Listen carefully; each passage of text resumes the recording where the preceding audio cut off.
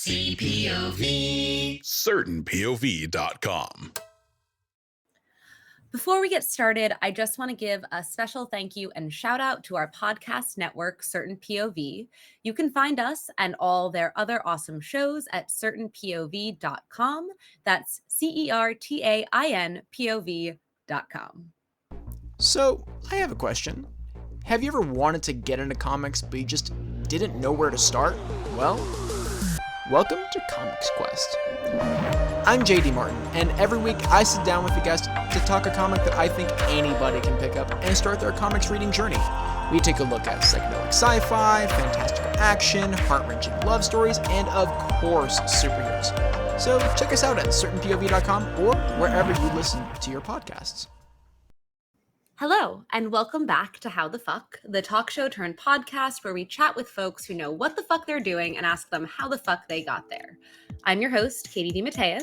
And I'm your host, Ben Martin Mooney. And I'm your thirdliest host, Zeki Alakaya.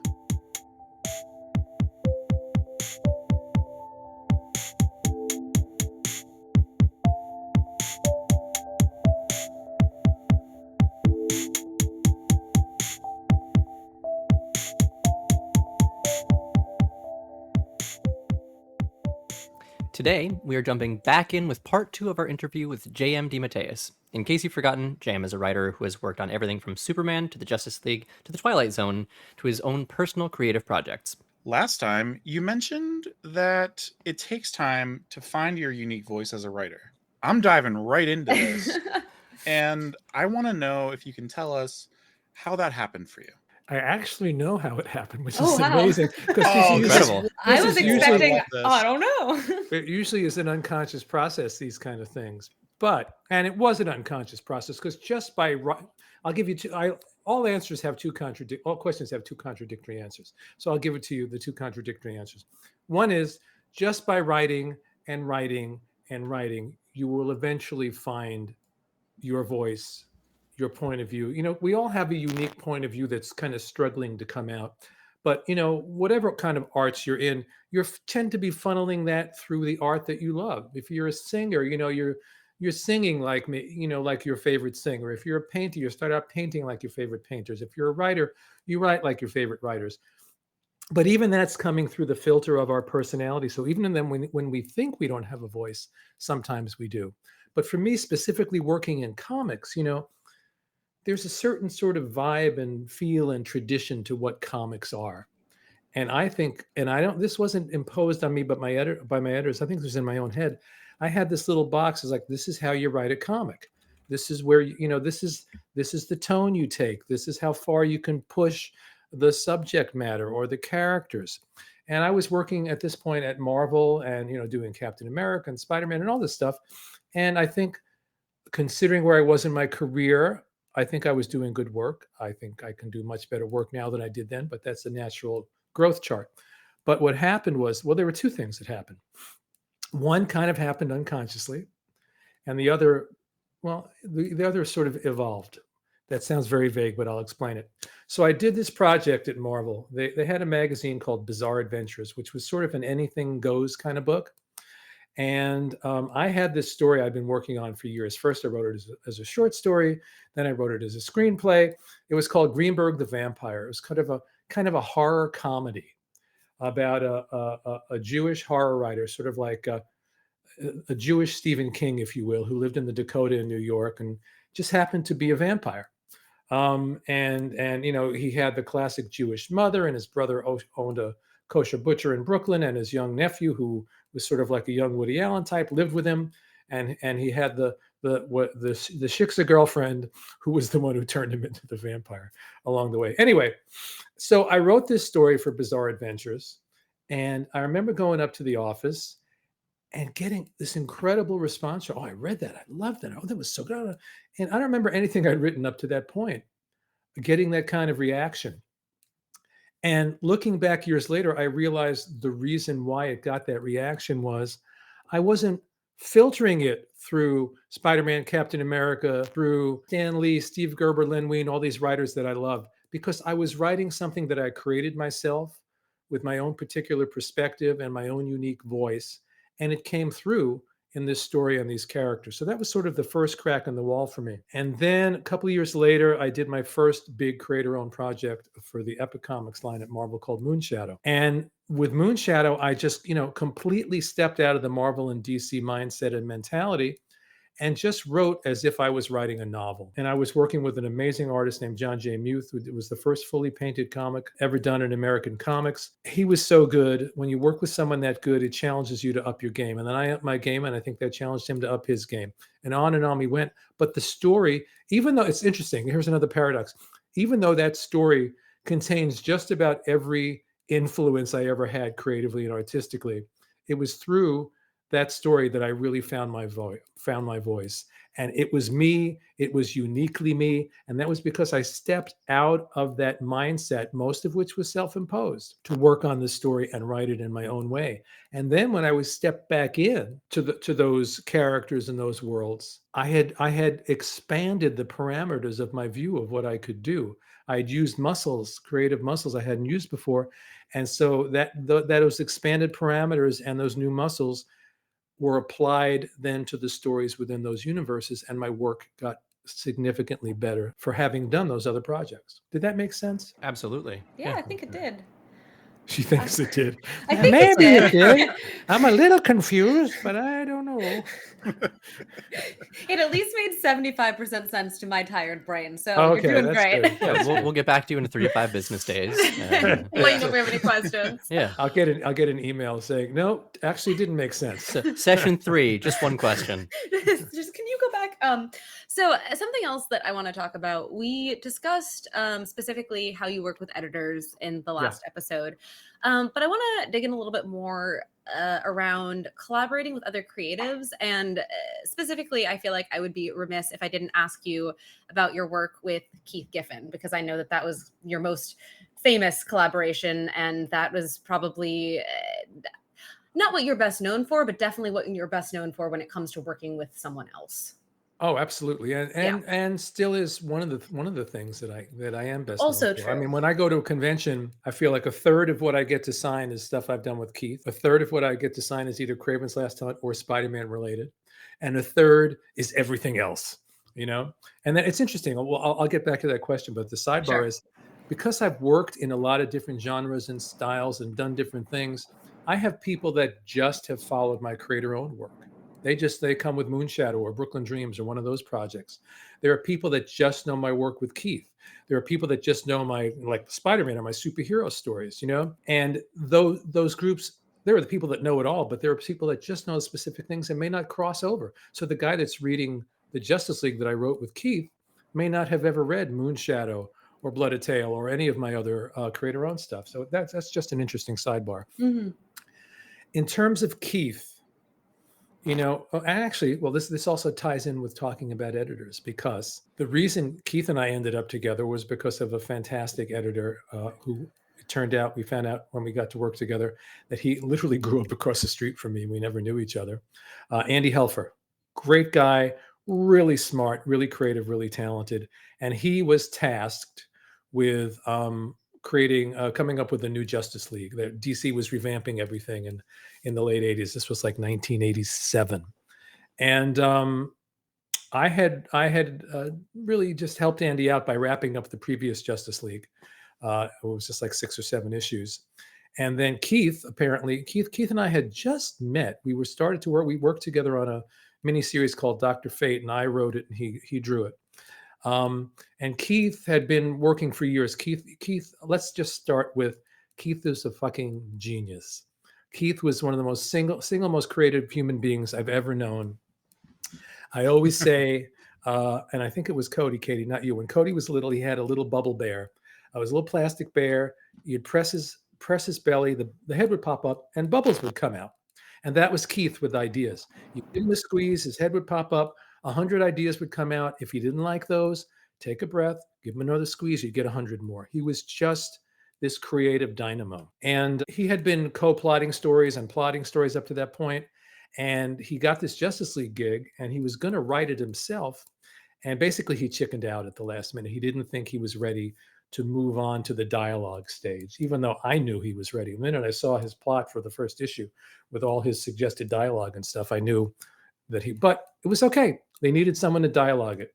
So Andy came to me and asked me to do the dialogue. And we were also lucky enough to get Kevin McGuire, Kevin, who was brand new, but just talk about a genre unto himself, an artist that many people have imitated, but nobody can really imitate. And his skill, which worked to our incredible advantage, is human expression and human interaction, which was the engine that drove our Justice League. Anyway, so I take this gig really, all right, it's just another gig. Do I want to, I don't know, I'm going to dialogue this guy's stuff. Okay, well, this is kind of fun and interesting.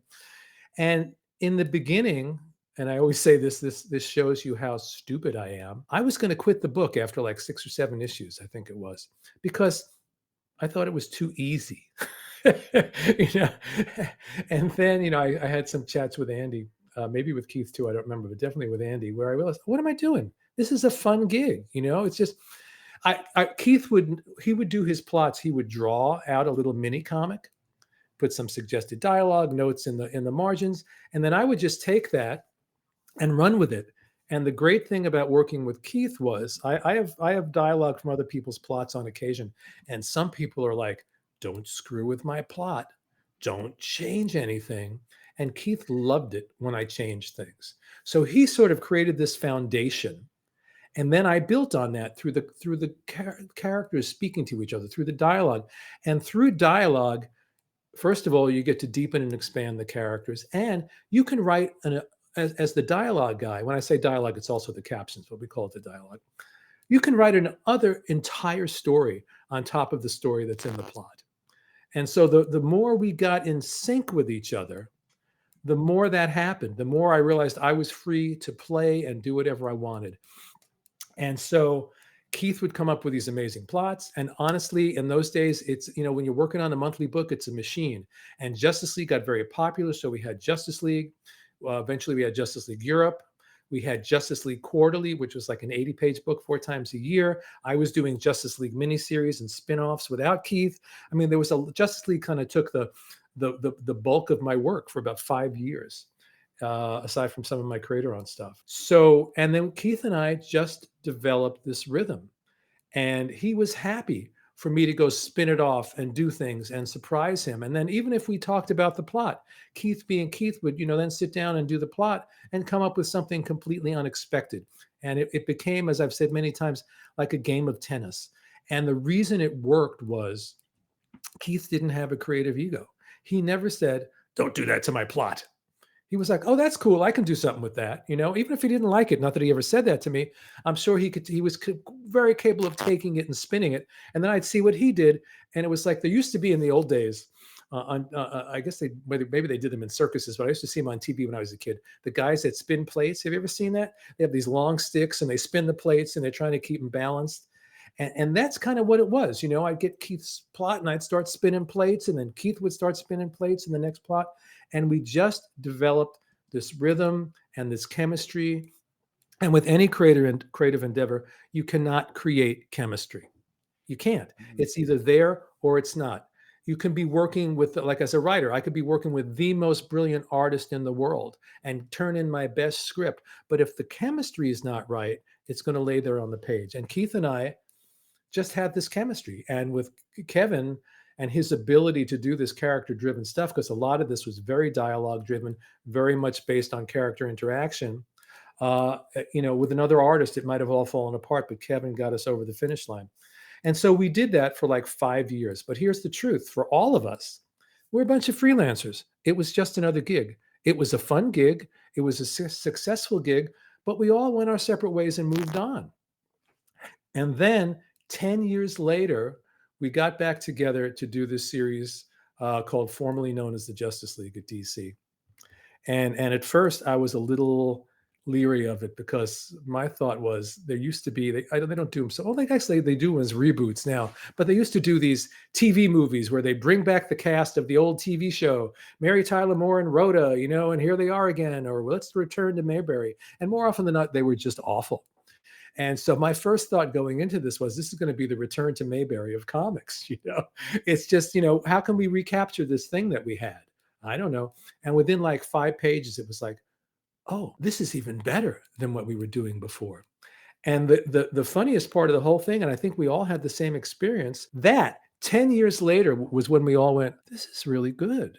What we do together, we cannot do individually. And honest to God, I don't think we realized it until 10 years later. However popular, however much people liked it, blah, blah, blah, you know? And from that point on, Keith and I especially, but we would work with Kevin as well. But Keith and I, until probably 3-4 years ago, almost always had a project going together, always. And it became so intuitive that it was like a mind meld. When I worked with Keith, I would just have to glance down at the plot and off I went. I could write, if I had to, one of our stories alone because Keith was so deep in my brain, in my creative brain. And it was just a great collaboration. And I've said this many times before, but the project didn't matter when I worked with Keith. What mattered was the collaboration. So, you know, if they called me up and said, let's do Casper the Friendly Ghost, I go, if it's with Keith, okay. In fact, that's kind of what happened. At one point, this is, I don't know, maybe 5 or 6 years ago, I forget. DC got the rights to all the old Hanna-Barbera cartoons, and they wanted to do sort of a modern spin.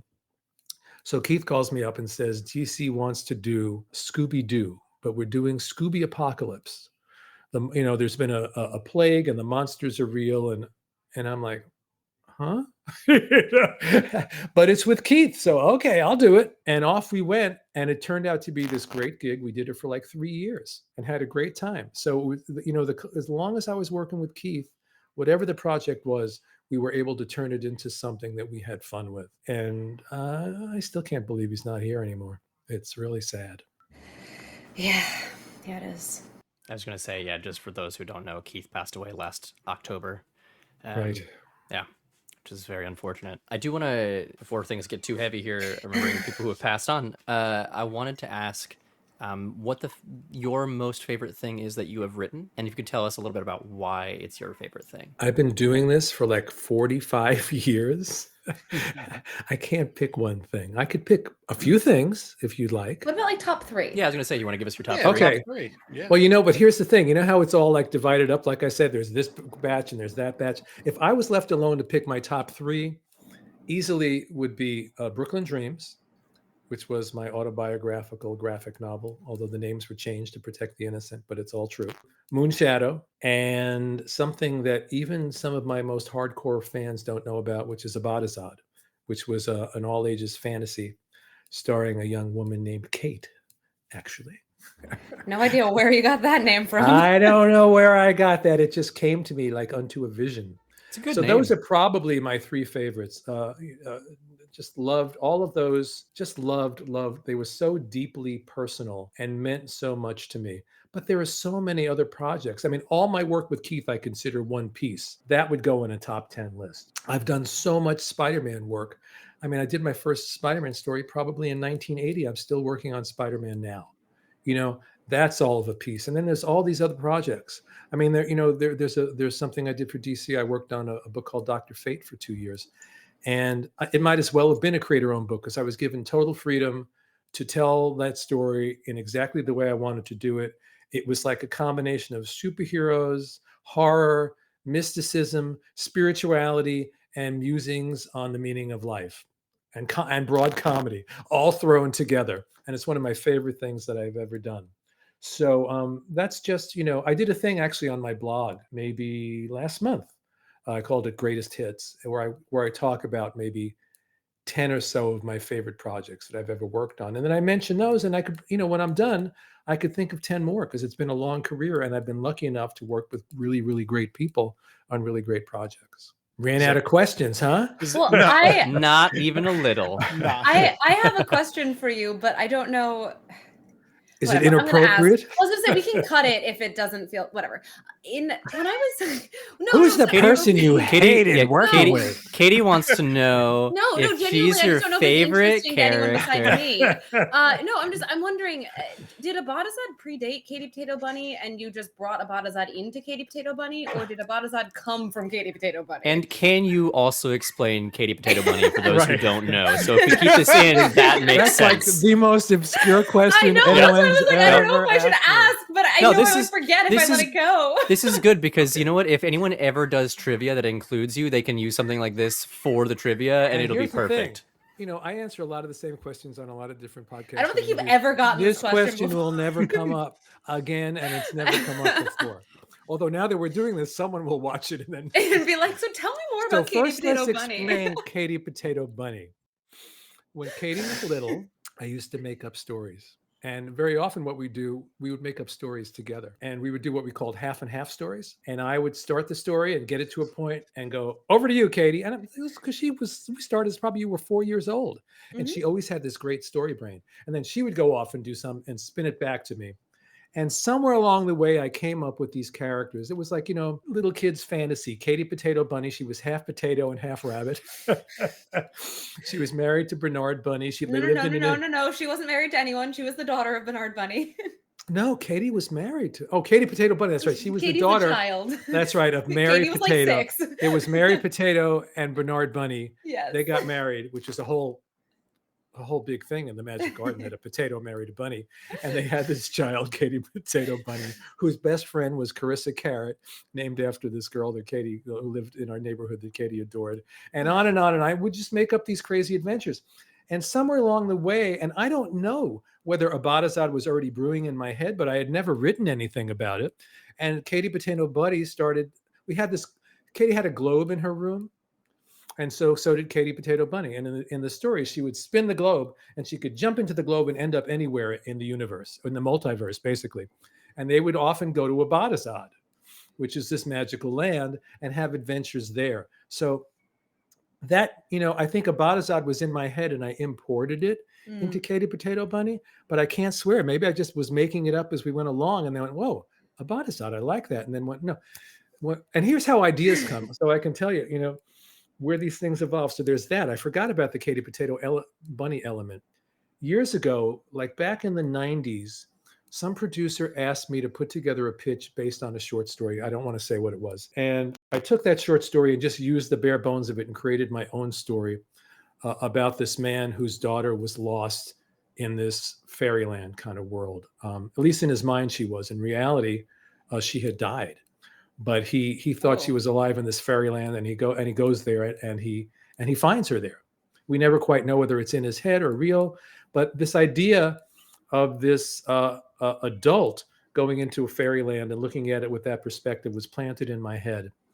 And then I had this other story that I worked on in the 80s. This is how long stories and seeds germinate. I pitched this story to a TV show and couldn't sell it. It was called Silver Shoes, and it was about this girl who came from an abused background, and she was friends with this old lady that lived in her apartment building. And the old lady turns out to be Dorothy, the real Dorothy from The Wizard of Oz. And in the end, after Dorothy passes away, she leaves this little girl her silver shoes, because in the books they're silver shoes, not ruby slippers. And the girl gets to escape her abusive situation and go off to Oz. So all these things are sort of filtering through my head. I guess in the early 2000s, late 90s, I start to put together this story of Abadazad, where all these elements are coming together. And at first I pitched it as an animated film. So this is the other lesson for anybody who's listening, who's a writer or an artist. It takes time. It took 10 years for Abadazad to come to fruition. With pitching, rejections. I've had stories that have taken 20 or 25 years before I could get them out in the world. Pitching, rejection, go back, work on it again. Pitch it, reject it, go work on it again. This is what happened with Abadazad. And I pitched it as a movie. But I still was locked into this idea of an adult who had lost a child going into Abadazad to search for her lost child. And the other idea behind the story is once you go to Abadazad, it's very different from the books. The characters that you meet, even though they have the same names, are not the same characters that you read about in this lovely little kid's book. And when I pitched it, the woman said, maybe you need a younger protagonist, not the mother. Oh, okay, let me think about that. And I went off and I thought about that. And I thought, yeah, okay. I made the protagonist a teenager. And basically, as someone who is still very connected to their teenage self, to his young, cynical, angry teenage self, I poured all of that into this character of Kate. And eventually, after banging my head against many walls, sold it to a company called CrossGen. So here's another saga, but I'll shorten it. So we sell it to CrossGen. They bring in this artist, Mike Plug, who I have admired for years back when I was a comic book fan, one of the the greatest fantasy illustrators that ever walked the planet. Mike and I hit it off instantly on every level, personally, creatively, everything. We start working on this comic. It's like one of the best things. Very rarely do you know when you're working on something that it's really, really good. It even happened to me today. I sent in a script, and my feeling when I send a script off is like, okay, I don't know. I hope it's good, but every once in a while you click and you go, this is really good. And if the whole world tells me it's not, they're wrong. And that's what Abadazad felt like. What we didn't know, though, was by the time we signed the contracts on Abadazad, CrossGen was crashing and burning and going bankrupt, and all this stuff was going on, right? So that's the first hurdle that we faced. And long story short, they did crash and burn. And Disney swooped in because someone at Disney saw Abadazad and thought it was great. And so they literally bought CrossGen to get Abadazad. What they didn't know is that Mike and I owned 50%. 50% was owned by the company, 50% was owned by us. So after buying the company, they had to, and I have to say, they gave us a considerable amount of money for our share in the property because they're Disney and they want to own everything. But they signed us to do they wanted us to do an 8-book series. And this is Disney books. And they were so hyped for it. It was so exciting. So we get this great deal and we start working on these books. And the first one comes out and we go to Book Expo America, and there's giant Abadazad art hanging from the walls, and the stairs are covered in Mike's illustrations. And it's like, oh my God, the series is going to take off like a rocket. It's amazing, And it didn't happen. The first 2 books, which came out simultaneously, did well. Didn't they end up on a bestseller list? I It think was. It was on. Maybe it was on an Amazon. It hit Amazon. No, it hit the New York Times, if I'm remembering correctly. If it did, I don't remember. Like low, not high. It was like on, number like I'd have to 20 or look that something. up. I don't have a memory of that. Maybe you're right and I'm not, but I don't remember that. Regardless, they sold well, but I think what they weren't prepared for was how expensive it is to do a comic book. You're paying me, you're paying an artist, you're paying a colorist, you're paying a letterer, and then it's very expensive to do these books and put all this together. What happened is what often happens in Hollywood. The woman who had been the champion of our project left the company. And so we did the first 2 books. We were working on, I was already working on the 4th book. And then suddenly the new regime decides, for reasons that I still don't know, because the first 2 books did okay. They may not have skyrocketed, but they did okay. I think they sold, 25,000 copies maybe each, something like that. They pulled the plug. The 3rd book only came out in England. And the 4th book, I have the manuscript sitting here, but it never came out. So that was one of the big heartbreaks of my entire career. But again, as a writer, you have to keep going. You have to keep flipping. So as a result of Abadazad getting canceled, I had this idea for a story about a girl whose favorite book series gets canceled. And what happens is she starts getting messages from the characters basically saying, we're trapped in limbo. You have to get us out. And that became a novel that I sold to HarperCollins called Imaginalis, which you can still purchase at Amazon as we speak. And so, but the lesson there is it's never easy as a freelancer. You never know. The thing that is the best thing that you ever did might, tank. The thing that you knocked off in 15 minutes or whatever might be the biggest hit you ever have in your life. The thing that you love the most, the audience doesn't connect with. A story that you don't like, the audience really connects with. I always say, once the story is released into the wild, it's between, there's chemistry between the creators. There's chemistry between the audience, not with the creators, but with the story itself. And they create that chemistry and they decide what's going to be the hit. But the flip side of that is I've also seen, having had a long career, is sometimes 10 years go by. And the book that came out 10 years ago that nobody was talking about, or that you thought nobody noticed, is the book that everybody comes up to you at a convention and asks you to sign, and they tell you how much it meant to them in their life. So you never know. You never know. Although you do hope that those things happen while you're still alive. You don't want to be like Orson Welles, where he did Citizen Kane, and everybody hated everything else he did. And after he died, they realized, oh no, those are great movies. He was a genius, and those were incredible films. You'd like to have that happen while you're still alive. Yeah. No one wants to be Van Gogh, but everybody wants to be Van Gogh. Right. I was thinking of Van Gogh as I was saying that. It's like, yeah, the guy, poor guy, we all love him now, but it doesn't exactly help him too much.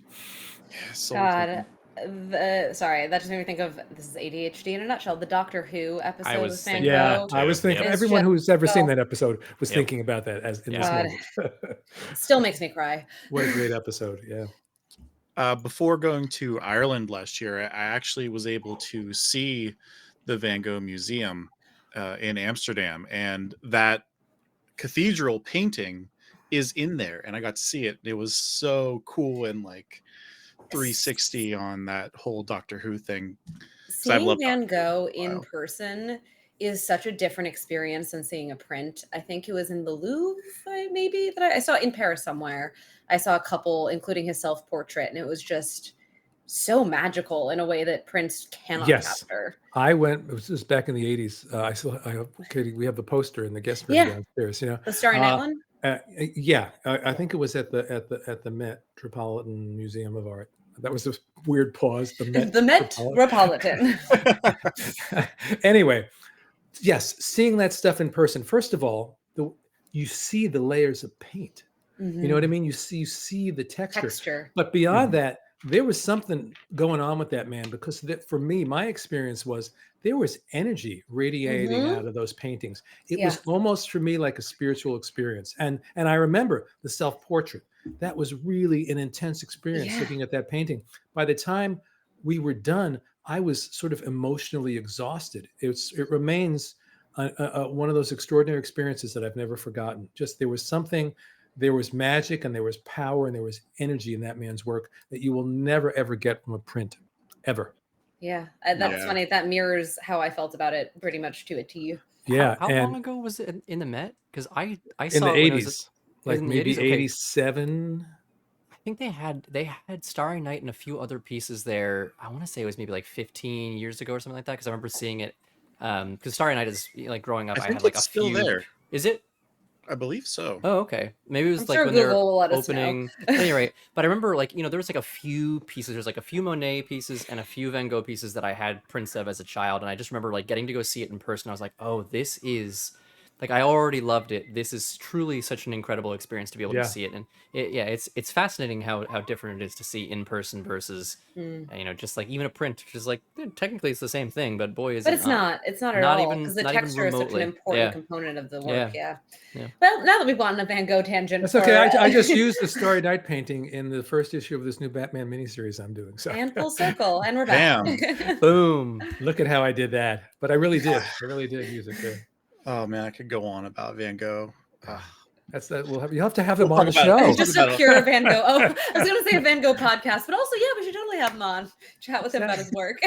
And he's going, what? Speak up. Wow, a low blow. Unreal. Oh, we're gonna get a lot of mail about that one from all those one-eared artists out there.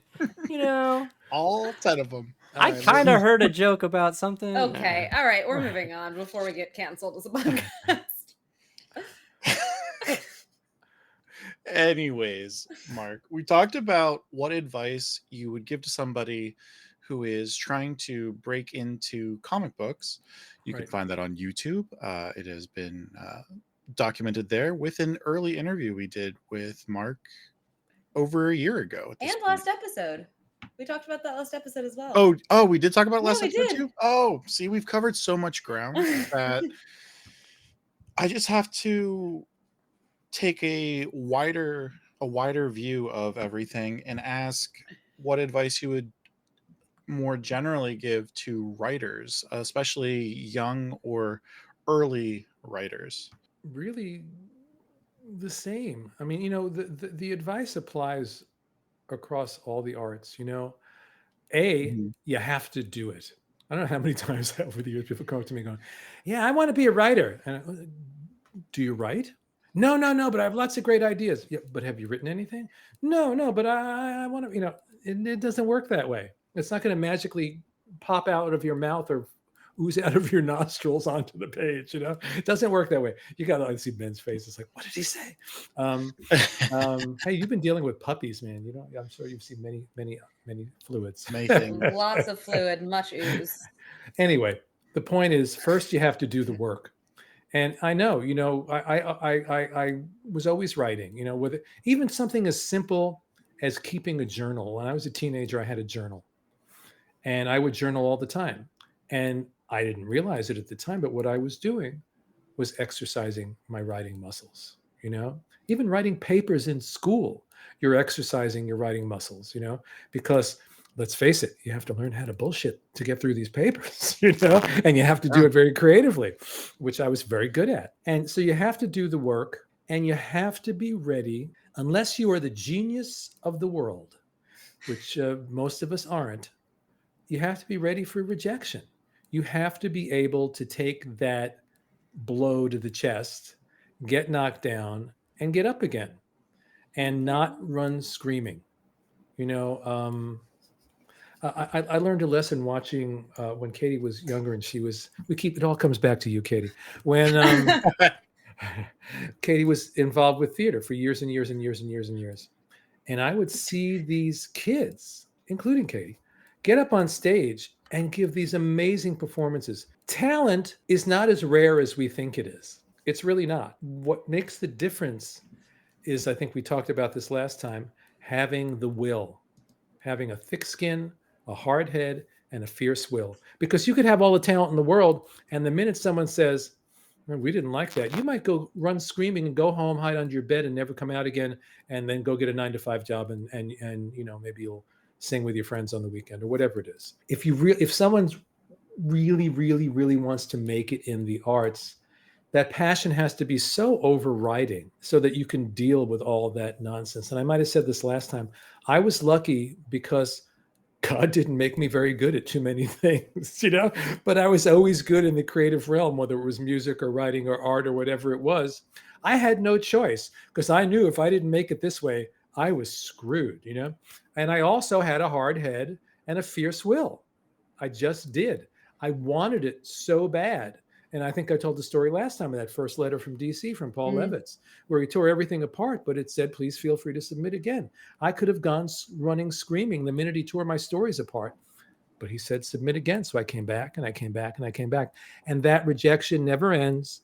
And you always have to be able to come back. There's always some door that's going to slam in your face. It's just the way it is. Would you say that tenacity and passion are some of the most important things you would need then? Yes, in terms absolutely. of trying to break in early career and stuff like that? Breaking in and staying in. Yes, you need that tenacity. You need that passion. And you need it, because the passion is the part of you that you have to do this regardless. This is just who you are, and you have to do it.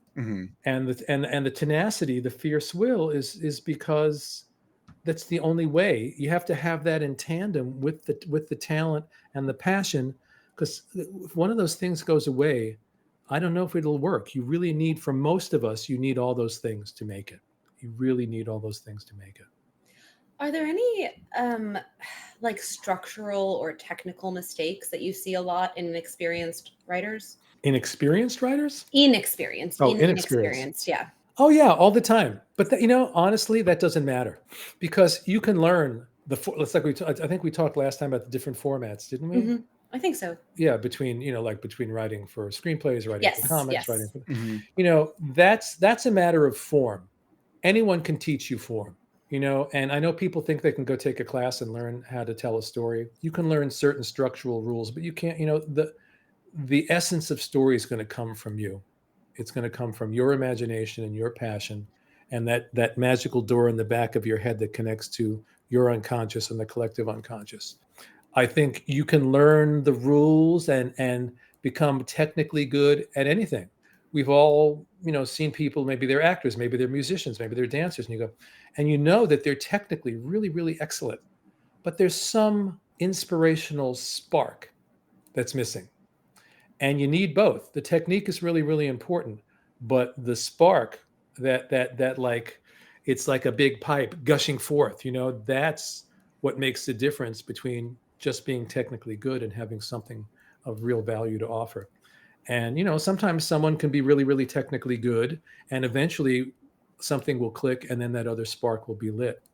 And vice versa. I think we might have talked about this too. You could, if you have that fierce will, maybe your talent isn't quite there yet. Maybe, at that point you don't have that level of talent that you really need. But you're so passionate, you're so dedicated, and you work at your craft, and suddenly through working at your craft, you transcend yourself, and all these things come together. I had a friend that I played with in bands years ago, and we started out.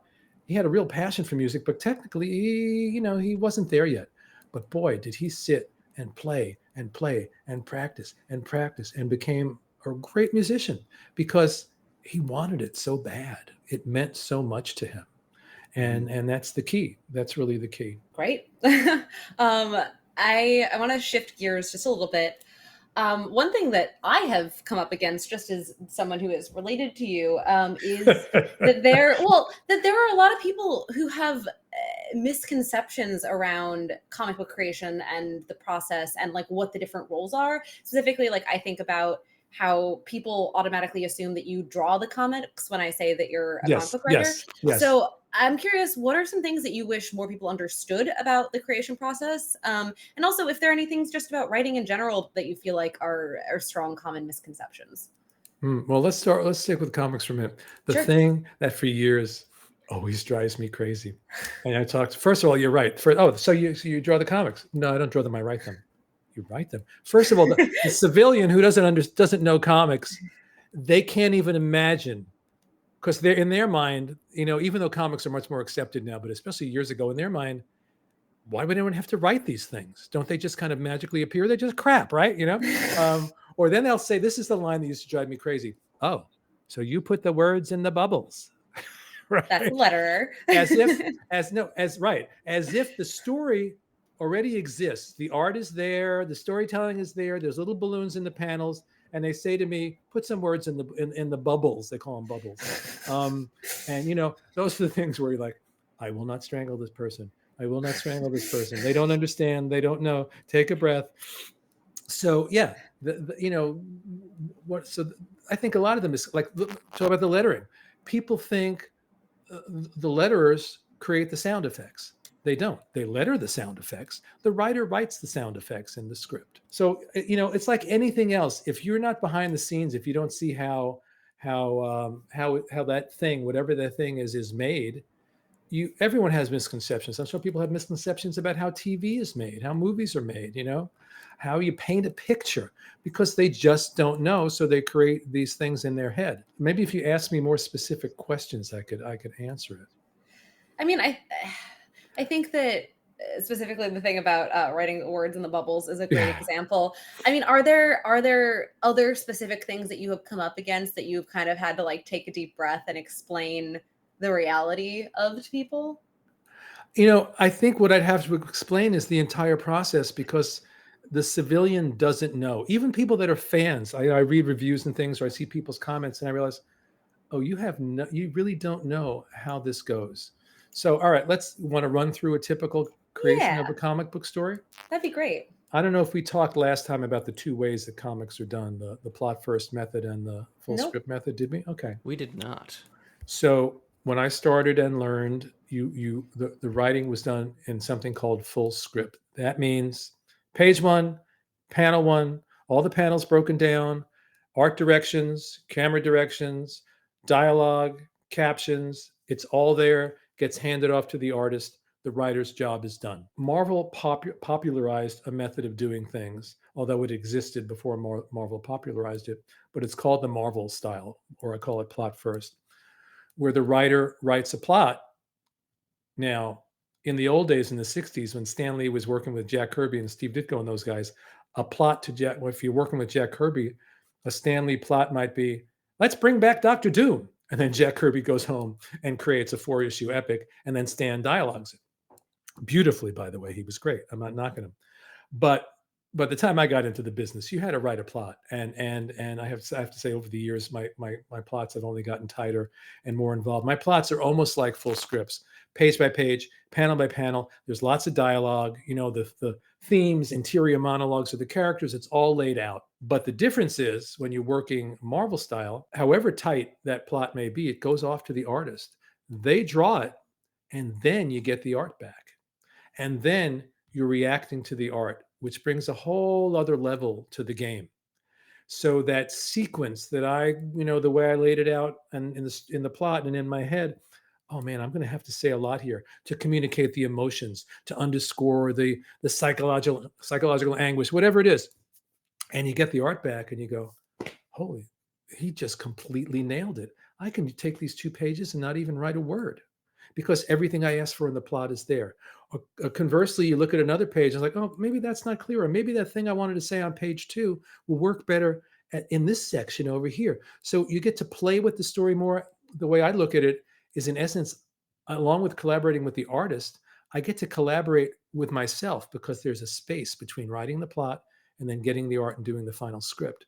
So I look at things that I did in my plot and I go, I don't need that, but I do need this, and that wasn't even in the plot. I can add this. So it's really fun. I really enjoy working that way. For a long time, that was like the way, and then somewhere in the early 2000s, full script came back in, and there are whole generations of comic book artists that do not know how to write a plot or to dialogue that way. In fact, a few years back, one of the editors at DC said, can I use your plot? He took, I think, my plot and some plots from Tom DeFalco, a friend of mine, and use them as teaching aids to try to teach writers how to write plot first. But but even working full script, you can take that same full script, no matter how detailed it is, and you give it to 5 different artists, and you will get 5 very different looking stories back. Because no matter how much you're describing what's in that panel, every artist is going to portray that in a different way. Every artist has different storytelling skills. The key to great comic book art isn't just drawing, it's storytelling. And the storytelling entails helping the eye move from panel to panel to panel. I remember when I was working with Mike Ploog, speaking of Abadazad. I mean, Mike always had a way to get your eye to move to the next panel. Even though, characters looking this way, but their hand may be pointing that way, and you realize the hand is leading you to the next panel. But it's just the flow. The great artists know how to create an incredible panel to panel flow. And that's the thing. The amazing thing about comics is you're looking at static images, but your mind is filling in those images. So when you're reading it, it's moving in your head, even though you're looking at a page with 6 or 8 static images. Same way that this is also the great thing about comics. You're creating the voices for the character. It's almost like old radio. The audience has to bring so much to the table to really enjoy the experience. You cast the voices, your mind fills in the spaces between the panels, and you create this movie in your head. It's a very interactive art form, as opposed to, say, watching a movie or a TV show, which is much more passive. You're taking it in, but in a very passive way. You're interacting with comics almost in the same way you would interact with radio. Did I answer that question? I think that you did. I think Okay. that more than just sort of saying like, "Hey, here's a misconception." It was nice to walk through the Right. process and hopefully debunk a variety of misconceptions. Right. So I'll break it down a little bit more, because a lot of artists just work in pencil. So they'll do the pencil art, and it could be very detailed pencil art. That's the art I'll get back if we're working Marvel style and do the dialogue. But then if they're not inking their own work, then another artist comes in. That's the inker. Now, a great inker can take mediocre artwork and lift it up. A great inker will take great artwork and enhance it. They're not just following the lines that the penciler laid down. Some pencilers want that and they'll get that. But in general, it's sort of like, I liken it to in music, you do a recording, but once you get into the mixing booth, you can take, same sounds are there, but you can mix them a lot of different ways. You can bring up the piano here, bring down the drums there, fade the guitar over to there. And the inker kind of does that with the penciler. Can bring all different inkers bring a different look, a different texture to that work. And then it will go to either the colorist or the letterer. And a lot of people think about coloring and lettering somehow as an afterthought, and they are so important to the process. I'm still sometimes when I get this great black and white art from the main artist, and then the color comes in, and it's like, it's sort of like Dorothy going from Kansas to Oz. Everybody has to be a storyteller in comics. The colorist is enhancing and telling the story just the way I'm telling the story, and the penciler and inker are telling the story. And then the lettering, for me as a writer, is so important, because I have seen it is the delivery system for my story. And if the lettering works, you're not thinking about it. But a really great letterer has a flow. It's easy on the eyes. It kind of flows in through your eyes, And it's like the lettering has a voice of its own. And if it's working, the story just permeates you. When the lettering is not up to snuff, my story doesn't read as well. It's like if you're just a regular book, if you had a really ugly typeface, Yeah. it's like, I don't like this book. Something's wrong with this book. You may not consciously realize it's the typeface. That's why I love great letterists. They're not machines, they're artists. They are artists. And the great letterists really are artists. And so I've always said, and I realize it more and more over the years, for a really great story to happen, every element in that team has to work. And then, of course, there's the editor in the middle. He's the one spinning so many plates, he or she, to make sure it all just works and traffic it and bounce around ideas with the writer and give some feedback to the artist. Oh, the storytelling maybe needs to be improved over there, whatever. Works with the colorist, works with the letterer. So it's kind of like the ringmaster, I guess. I feel like a producer almost. Yeah, exactly. That's a great one. It is like a producer. You get the creative people and you just try to keep everybody on track. And then you also have to get it out the door on time. And that's the other really, really important thing about being a professional. Be a professional. If you're the most talented guy on the face of the earth, but you want to work in comics, but you can't turn in that book on time, you're going to get fired. You're not going to have that career where people are going to see your work every month. Now, some people decide that they can't do it, and they're wise enough to choose the projects that they know they can do in the time that's given them. And that's an intelligent professional decision.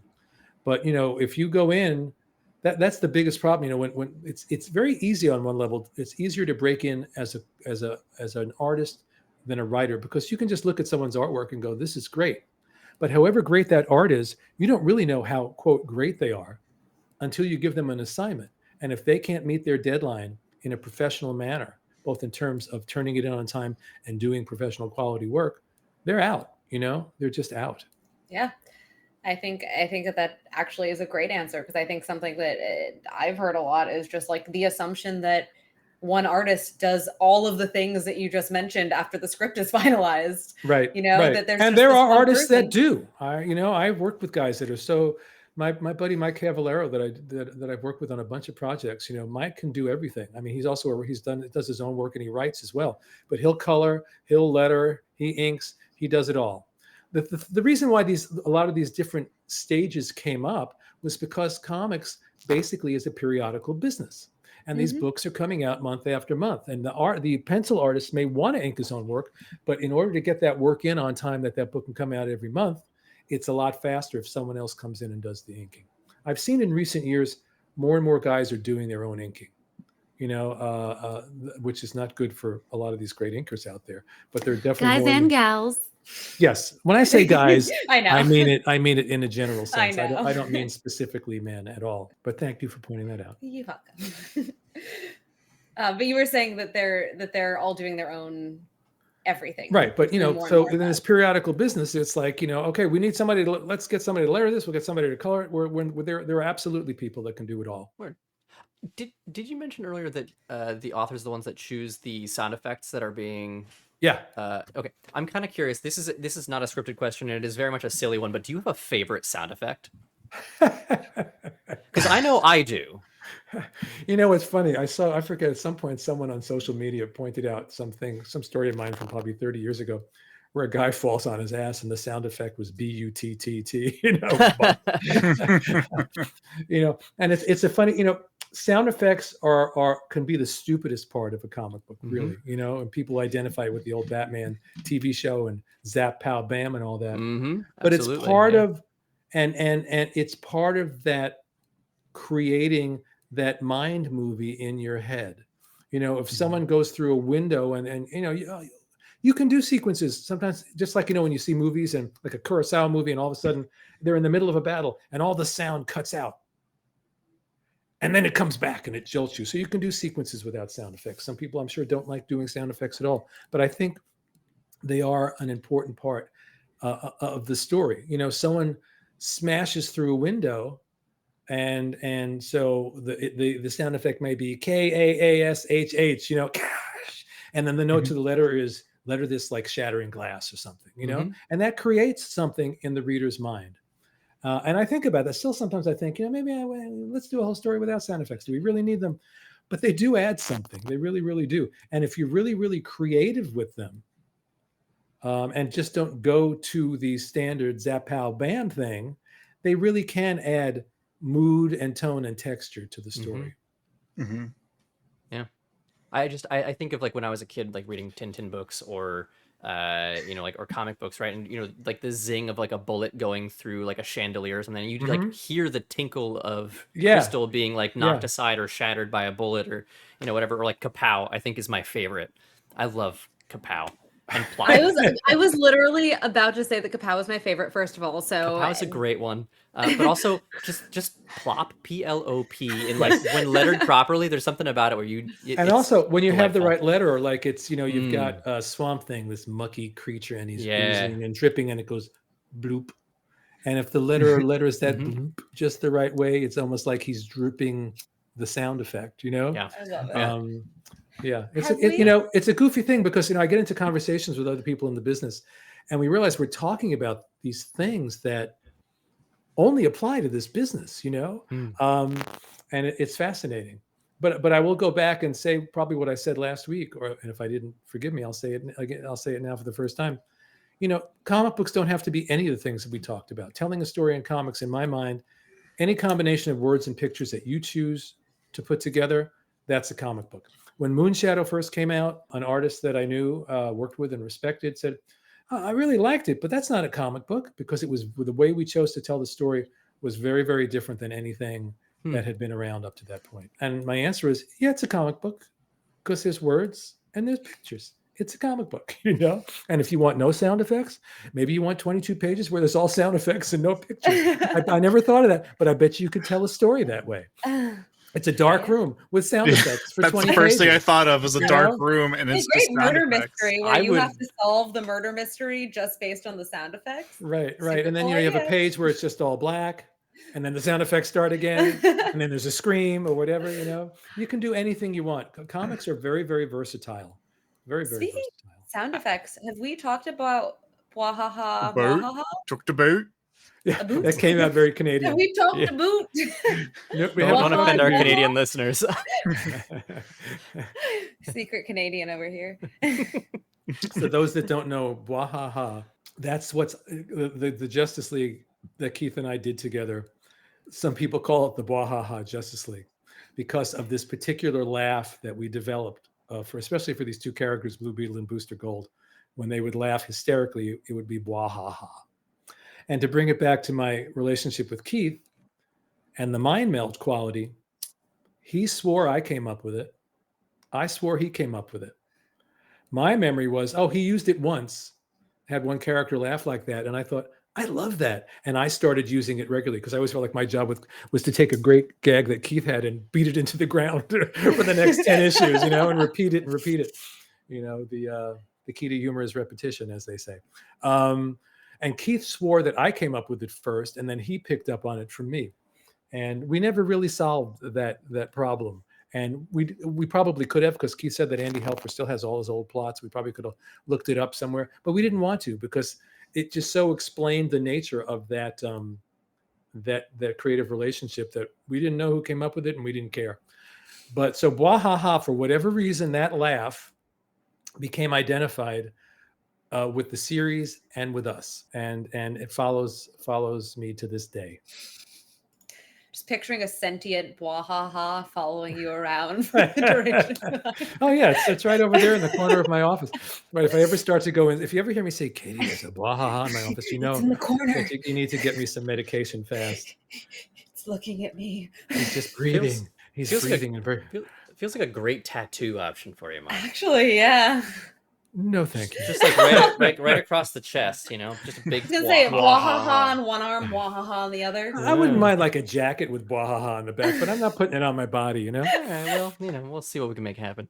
I did actually have. I will plug, by the way. It just came out. It hasn't even come out yet, but I got my copies last week. This is the third and final Justice League International omnibus, like 1,000 pages. So we've got three of them. This one collects all our final stories, as well as a bunch of other stories, and these things are just massive and beautiful. And my only problem is I like to, sometimes read in the bathtub, and I think that would probably kill me. You have to read them laying flat. You can't hold them and just read them like that, But it's I think it'll be out maybe next month. But for some reason, with these big omnibuses, I get my copies early, and it was just getting them in. They're so big and so heavy. I pitied the poor guy that delivered them and had to get them up onto our porch because it was hard enough just getting them into the house. I was gonna say that's not a comic book; that's a comic encyclopedia. But that's what I'm using right now to keep my computer at a good height. It was like three different omnibuses. Oh, that's funny. Yeah, Omnibuy. I checked that out. It's actually omnibuses. Is it really? Omnibuy makes more sense to me. I like that. Yeah. But I think Omnibode, it's even? Omnibode. So I did actually- Omnibiddly-boo. I think it's omnibiddly-boo. Definitely, certainly. So I had an actual question that was listed, but then I had to ask about the sound effects because they made such a big difference for me when I was but that's a reading great comics question as a because kid. we don't really talk about that. I've Yeah. ever been asked about that. Yeah, and I know So what you're saying is we're asking all the questions you've never had before tonight. That's right. Katie Potato Bunny sound effects. I now also have wild. a much deeper appreciation for letterers as a result Yes. of this conversation because As truly well the you way should. that they are lettered does make a big difference in the way that I, like the narrator in my head, reads them as I'm going through Yeah. a comic book. So Absolutely. yeah, but I'm curious because I remember we watched Wonder Woman, oh gosh, like what was it, a couple of years ago, and we all sat down and watched it at noon. And I was curious because Maxwell Lord is a character that you created, and I'm curious what the process is when you are asked to create a new character in an existing setting. Do you have sort of a set process? Are you given guidelines? You're not asked to create a character. Okay. It doesn't So work just sort of that. like- It might be, it might be like, someone sitting behind a desk at Marvel says, we need a new superhero. We want to launch a new book or something. But generally, the new characters come about in the context of the stories. Okay, so it's not like a pre-planned thing. It's something that comes about it's naturally. like, I work on something. I'll pick a couple of recent examples. I did a Magneto miniseries last year, and as the story developed in my head, I saw this new character come about that was really, really important to the story. No one said create a new character for this story. It was just the story demanded an interesting new character, this woman named Ire, this mutant named Ire. And it worked out great. I fell in love with this character and ended up, and then she has a bunch of people around her. So I had to create the people around her. And Todd Nauk, the artist, had to design all these new characters. So usually it just happens that way. You're working on a story and you come up with something and off you go. Like I said, sometimes the company will have a specific goal, but I don't know if I've ever been specifically asked to create a new character. Usually it just happens that way. When I did another series that came out last year, a Spider-Man series called The Lost Hunt, which was sort of a sequel to Craven's Last Hunt. And one of the things that drove me to that story was I had this character kind of brewing in my unconscious for a couple of years that really not just fit in the Craven mythology, but explained a lot of things that were unexplained about this character. And her name was Asia Arisha. And again, just fell in love with her. And so she was natural to the story. It wasn't like, do this book and create a new character to put in the book. The character was integral to the story. That's really cool. Yeah. That's awesome. Do you have any more sound effects questions, Ben? No, just the one. Okay. Mark, did you ever actually say which one was your favorite? Oh shit! No, you didn't. Which what? Which sound effect? Which sound Do you have a favorite sound effect? Oh, you know what? Now that you bring it up, it has to be Bwahaha. I have no choice. That it seems really fair. does have to be Bwahaha. I mean, I feel like you're although a good legally gooey, obligated to say a that. good gooey ploosh is really nice. A good gooey ploosh. Like when it even Hell has yeah. like the little like water ripples. Yeah, around that's it. what I mean. Yep. The letter Oh, has to be oily and oozy ploosh, And what's great is listeners are going to hear this and be able to visualize that entire thing because that's very just visceral. the power of it. It's a visceral ploosh. Visceral ploosh. That's a great name for a band. It's not a phase, Mom. We're called Visceral Ploosh. We're gonna go big. Start a new group just to use that name. Oh God, it's like Gwyneth Paltrow's brand Goop? fucking Goop. Oh, Yeah. Goop. Yep. That would be an Anyway. interesting sound effect too. Oh, you know what? I just have another. I just thought of another really good sound effect, and it's specifically from oh gosh, it's Superman's Doomsday, when he punches through the helmet of one of the guys This that's is trying so to. specific. This is a very specific one. I think it's from I maybe didn't know the you death would of. know about this band. So I believe it's from the death of Superman, or maybe the comic right What's before. happening? Sorry, I just had this moment where I remember there is one where he punches through the helmet of one of the people that's like trying to subdue him or something, and it's oh gosh, like splurt, and it's like the brains and blood coming out of the back of the helmet because he's got like the sort of like carapace knuckle thing. Right. And I remember like reading that, and that panel specifically has stuck with me. I think I read it when I was 12. Wow. And that one has like existed in the back of my head, and it just circles through every once in a while. But I just happened to think of it as we were talking about. Well, the I other thing, just to feel- follow up on that. Yeah. You know, the sound effects also can be used in ways like, you know, a sound that's coming closer. You start letter smaller, and then it gets bigger. I And it gets love bigger. that. You know, it's like a doom, doom, doom, doom, boom. You know, that kind of thing. I think Mhm. Walt Simonson did something like that years ago in Thor with this big doom sound effect. Doom, and or just the repetition of a sound effect goes back to what we were talking about. I think we talked about last time about the link between music and writing. You know, the sound effects can be used musically. They're adding a rhythm and an urgency to the story. You know, if you use them right. I'm Oh. just still reeling from the fact that you could specifically call out a sound effect from a panel in a comic book, especially given the fact that you told me that you were not a comic book fan. So I I'm not feel typically so lied to. so it was a family friend who was a huge comic book, like shelves full of them, and we were spending like a long weekend or something, and so I was just like, well, hell, I mean, there's Superman here, I might as well, right? Like, why not? And so I just like read a whole bunch of them. But actually, specifically the talking about like things getting louder as they come closer, I think about the opening scene in Thor Ragnarok where he's hanging upside down in chains and he calls Mjolnir, and you just hear Mjolnir crashing through walls, getting louder for Right. like 5 seconds, and that would be like And you a could do perfect that in a example comic of that book with sound effect. Exactly. yeah, absolutely.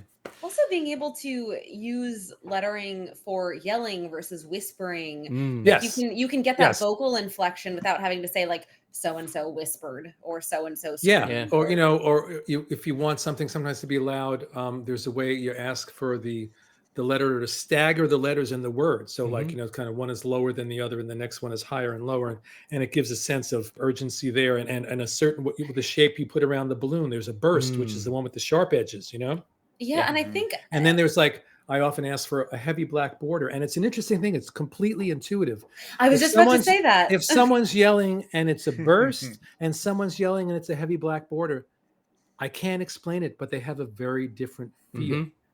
I feel Oh, like yeah. it's also something that like your first time picking up a comic book, you don't have to learn it. It's not like a new language where it's like, now I know that like the burst means yelling. You just, Right. know, you look at Yeah, it and you're like, right. this is very Yeah. clear what this is. Or like And the yet some- Go ahead. jagged lines of like when metal's being like ripped apart, and the way that it's always sort of like that jagged lettering. You just Right. you Kind like of goes you with what I know. was saying Hear the about you scream. crash Yeah. through the window if you Yeah. give it a broken glass feeling, whatever. Mhm. But you know, this is interesting too, because some people just don't understand the language of comics. It's hard for them. It's just hard for them to look at a page and follow. And it can get very complicated in American comics. You know, like a comic strip, very simple to read balloon to balloon to balloon, and you know, but you know, when you're seeing 4 or 5 balloons in a panel, there's a certain way that the balloons flow that they'll always go in a certain way, and it's a visual language that you learn just by That's reading true. comics. And I think about the fact that, you know, growing up, I had all these learning disabilities and stuff, and so many things thwarted my brain, but I always understood the comic book language, you know. Whereas my wife just, you know, looks at that, and I understand, because if I, like, one of my problems, like if I look at a map, it's almost like it becomes chaos in front of my eyes. My brain can't perceive it. Katie's laughing because she has the same problem.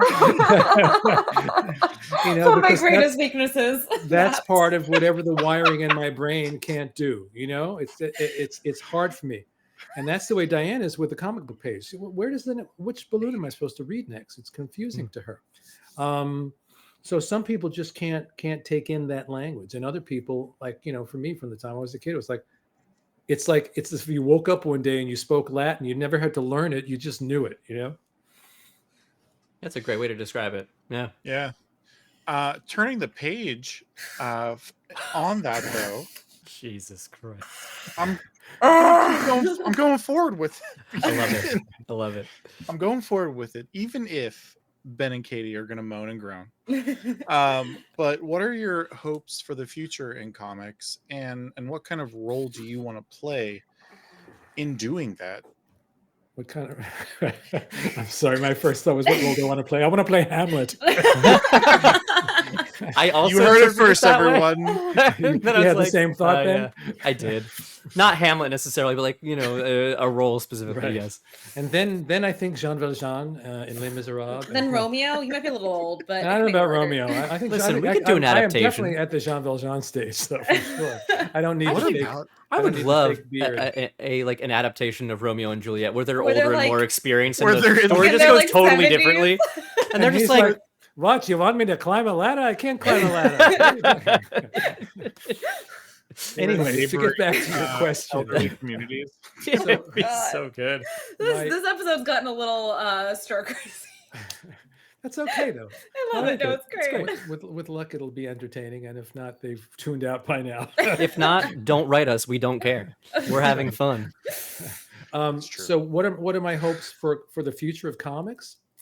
Well, it's an interesting, it's what are comics? That's the first question. It's like, if you're talking about mainstream American comics, they're not selling the way they once sold, which is astonishing because in many ways they're the most popular thing in the world. They're just not that popular in comic books. They're popular in the movies. They're popular in video games. They're popular on television. But the sales are just sort of, they're okay. They're okay. And then everybody adjusts to that. Now something could happen to explode them again. And so one of the things I would hope for mainstream comics, I'd like to see a little bit of that energy around those characters in film and TV come back to where it all started, to the place where all the ideas came from in the first place. They didn't make this stuff up out of thin air. This all came from stories that people have been working on, going back to the 1930s and 40s. So I would like to see some of that. You go to a convention and conventions are so crowded and there's all these people in all these costumes, and you realize probably half the people here in costumes have probably never read a comic book. They just know it from the movies, which is great for sort of the general comic book mentality zeitgeist, but it's not really great for the business. But the flip side is comics are hugely popular, just not mainstream American comics aren't as popular as they were. But you go into bookstores, and especially the comics, graphic novels for younger readers, some of these people are doing stuff. They sell a million copies, and they're very, very popular. I'm sure manga is still very, very popular too, So comics are alive and well. Comics will always be alive and well. A few years back, everyone was like, well, here comes digital comics. That's the end of comics, the physical comics. That hasn't happened. And I think because, especially with, mainstream Marvel, DC, those kind of things, it's sort of like vinyl collectors, they like to have the real thing. They want it. They're collectors. So they want to put that in bag and board it and have it and keep it, and maybe read a digital copy, but know they have that physical copy. I sometimes think that that's probably what will happen with comics. It'll be like vinyl. There'll be the hardcore people that have to have that physical copy, and then everyone else will be happy to read it digitally. I haven't adjusted to digital comics. I've adjusted to digital books, but not digital comics. I don't.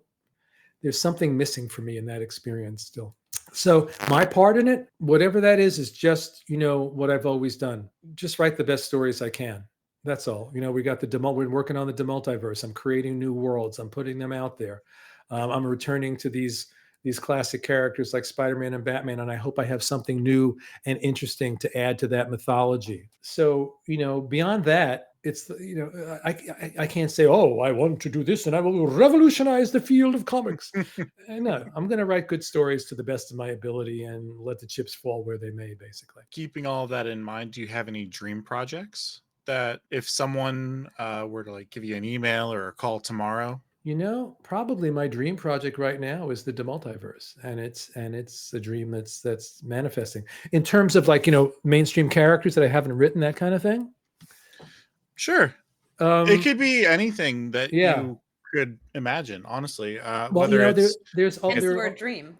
There are always ideas. I always have new ideas. and I'm not at the point where I can wait 25 years to put them out anymore. So when I have them, I want to get them out fast. There's a real kick to creating your own thing. There's nothing like it, to just creating your own universe from the ground up. But there's also an incredible kick to working with these characters that I've loved since I was a kid. That I take a half step back now and realize I'm writing a Spider-Man book and a Batman book right now. Tell that to 10-year-old me. It's pretty freaking cool. It's very cool. And as long as the part of me is still there that goes, that's really cool, and gets excited about that, I'll continue to do it, and as long as I have venues to create new stories that are mine or mine and the artist as we create it together, I'll keep doing that. And I will keep writing novellas, and I'll keep working in animation, and, on and on and on and on. I would like to see, since, movies and TV are hoovering up all this stuff, to see more of my stuff, make that transition, especially my original stuff. I'd love to see a Moonshadow movie. That would really thrill me no end.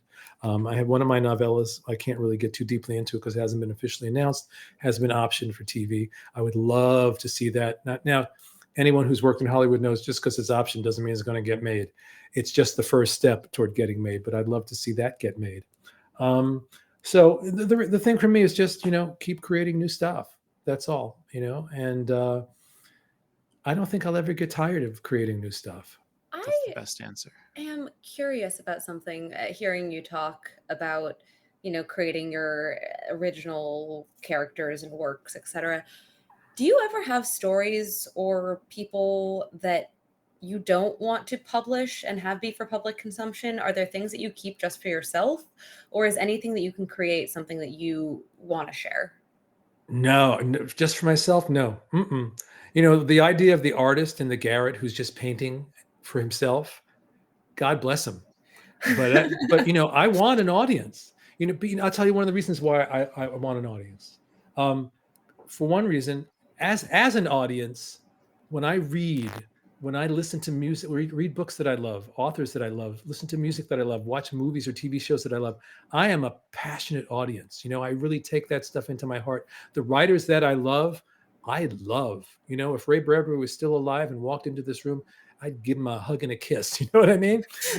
You, Katie, my Beatles passion, my John Lennon passion. I feel things very deeply as an audience.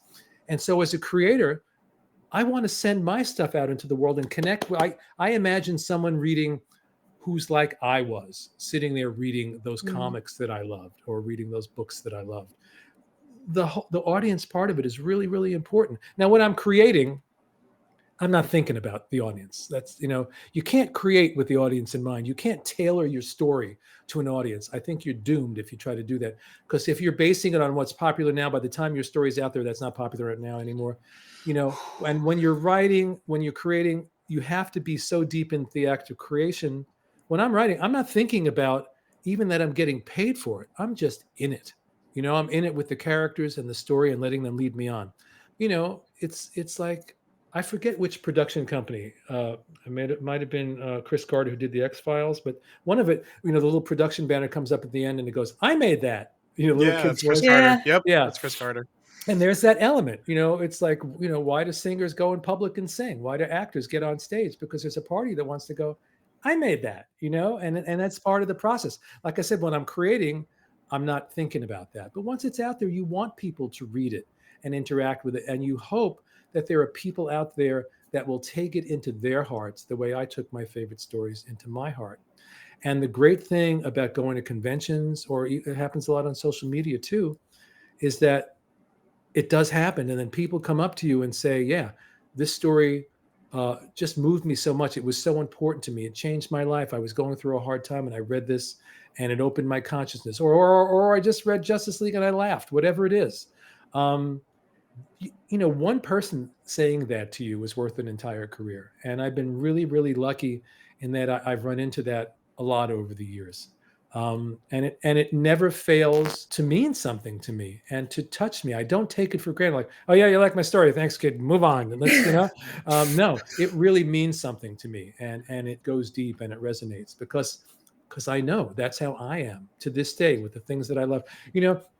you love something, and then you when I read a review of something that I love and they don't like it, it's almost, I take more offense at it than if they were writing about my own work, because, but I love this. How could you not love this? So yeah, the audience part of the process is really important. I don't know. Was that in your question, or did I just go completely off on a tangent? That was very much in my question. I was okay. asking about if there are any like characters or stories that you keep for yourself, or even. Yeah, no. I do Anything think I come up with, I want to sail it out into the world. Katie Potato Bunny has stayed very close to home. That's true. That's true. But I had an audience. That's true. I did have an audience. Yeah. We used to make these little books to go back to Katie Potato Bunny. I mean, this is the Katie Potato Bunny episode. Complete with illustrations. I mean, I designed these characters and we would draw them, and Katie would color them in, or she'd do her drawings. I was a great colorist. I still, yes, Katie. And your coloring brought the story to life. Your lettering was so smooth. Oh, I definitely was not at that age. My handwriting is still bad. I still have a couple of Katie Potato Bunny books in the house. I think we saw those little cutout figures too. And those cutout figures too. Yeah. Those are some of the best. That's a sidebar. Let's not get into that. Let's just say we had a lot of fun when Katie was little. We had a whole lot of fun. Yeah. Okay, great. Yeah, thank you. We'll do a whole other podcast, Katie, digging into your childhood. Please. I have therapy for that. Anyway. I'm kidding. I had a wonderful childhood. I know you did. And you were a wonderful child. Thank you. Before we wrap up this episode, where can people find you, and what would you like to plug? Where can people find me? Okay. I'm all over social media. I still have a Twitter account, because I can't call it X. I just can't. No, it's Twitter. I used to be, back in the day when Twitter felt good, I was there all the time. I loved Twitter. I mean, I'm so sad about what's happened to Twitter. And I keep praying that somebody else will just come along and buy it and get it back to what it was. But I will still pop in there periodically, just to kind of check, or to plug the new project or whatever. But I'm not there as regularly as I used to be. I'm on Blue Sky, which is a nice little social media site. I'm waiting for it to sort of gain a little more energy. I'm on Threads, I'm on Facebook. I think that covers it all. And on my website, jmdmatteis.com. So you've said where you are, you haven't said what your handle is. Oh, most of them is just at jmdmatteis. At Instagram and Threads, it's jm.dmatteis, because there was some crazy imposter out there for a while, kept making accounts with my name and stuff. So it's jm.dmatteis over there. So yeah. And, same thing that I was saying before. I really, when people talk to me on social media and they want to talk about the work and say something about a story or ask a question, I enjoy that, because I spend most of my time alone in a room with my imaginary friends. So it's nice to talk to people that read and appreciate the work. And the people that, I have to say, I know that social media and the internet is a horrible place, blah, blah, blah. 90% of the interactions I've had over the years have all been very, very positive. And when some jerk shows up, that's why God made a block button. True. But most of the people I interact with are really good people, and I really appreciate it. So what do I want to plug? Okay. I will plug Spider-Man, Shadow of the Green Goblin. First issue came out last week. 4-issue miniseries. And a month and a couple weeks ago, if you're listening to this. That's right. Or depending on when you put this out. This came out 5 or 6 years ago. It was a really big hit. People loved it. Coming out July 10th is the first issue of the new Batman series, Robin Lives. Cool. And I'm having so much fun with that one. DeMatteis phase 2 is coming. We haven't got the exact date yet, but probably sometime mid to late May, we'll be launching phase 2 of the DeMatteis on Kickstarter. So if you could get this out right around when that hits, that would be a very nice thing. What else can I plug? I have 2 novellas out there, The Excavator and what's the other one? The Witness. The newer one is The Witness, that I'm very, very proud of. Each of them with 10 beautiful illustrations. The first one by a very talented Greek artist named Vasilis Godzilis, and the Witness with 10 beautiful illustrations by J.H. Williams III, who is an extraordinary artist. But those are the first prose pieces I've done in about 10 years. And I just had so much fun with them. I'm very, very proud of them. And I'm working on a third novella now, which we should be out before the end of the year. And let me think if there's anything else to plug. Spider-Man, Batman, the multiverse. I'm working on an animated thing, but I can't plug it because I'm not allowed to say what it is. But when it comes out, people should check it out. Right.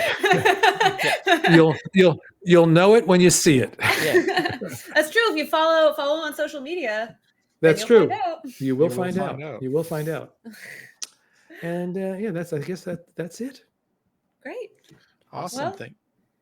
Well. No, Katie.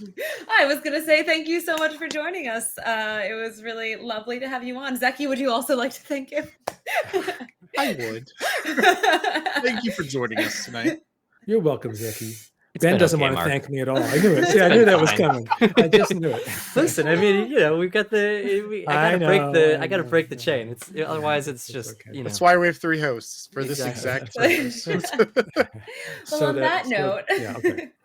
No, go ahead. What are you going to say? No. I was going to get into a thing with Ben, and I think we'll let it go. No, We'll save that for in person. Fight. No, not a fight. The world needs to know that Ben and I relate through our mutual sarcasm and a very similar shared sense of ridiculous humor. Yes, absolutely. I was gonna say our relationship is one of like friendly ribbing constantly. Yes, it's banter. Yeah. It's banter. It's just like an issue of Justice League. He said, bringing it all around again. Boom. All right. Well, thank you, guys. Thank you. And on that note, until next time, I'm Katie. I'm Ben.